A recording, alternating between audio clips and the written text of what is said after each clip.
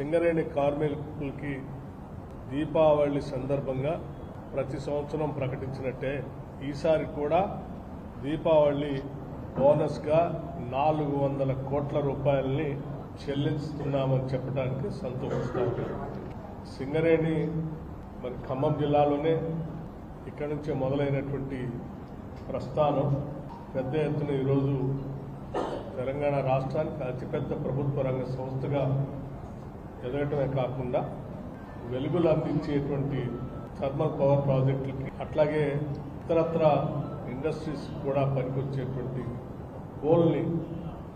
కొన్ని దశాబ్దాలుగా సప్లై చేస్తూ పేరు ప్రఖ్యాతులు కాంచినటువంటి సింగరేణి ప్రభుత్వ రంగ సంస్థ యాజమాన్యానికి కార్మికులందరికీ కూడా దీపావళి శుభాకాంక్షలు తెలియజేస్తూ వాళ్ళ బోనస్ను కూడా ఈరోజు 400 కోట్ల రూపాయలు ప్రకటిస్తున్నందుకు రాష్ట్ర ప్రభుత్వం తరఫున సంతోషిస్తాం.